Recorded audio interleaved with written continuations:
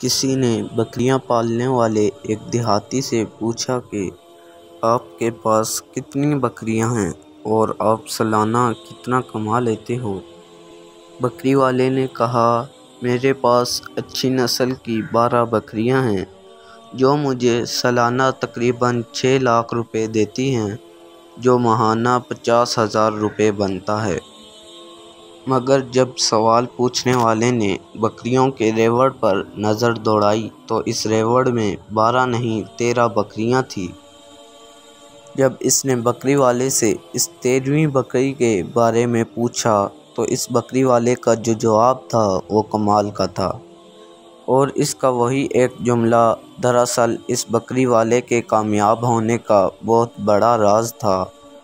اس بکری والے نے کہا کہ ان 12 بکریوں سے میں 6 لاکھ منافع حاصل کرتا ہوں، اور اس 13ویں بکری کے سال میں 2 بچے ہوتے ہیں۔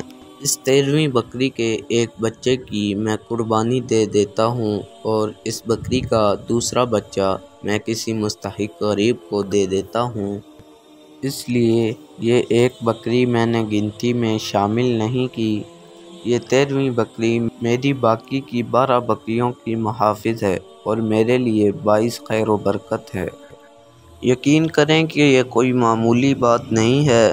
دنیا کے بڑے بڑے فلاسفروں کے فلسفے ایک طرف اور اس بکریاں پالنے والے نوجوان کا یہ جملہ ایک طرف، یہ بات ایک ان پڑھ سادہ لوح بکری والے گلہ بان نے کامیابی کا وہ فلسفہ سمجھا دیا جو کامرس کی موٹی موٹی کتابیں بھی کسی کو نہ سمجھا سکیں۔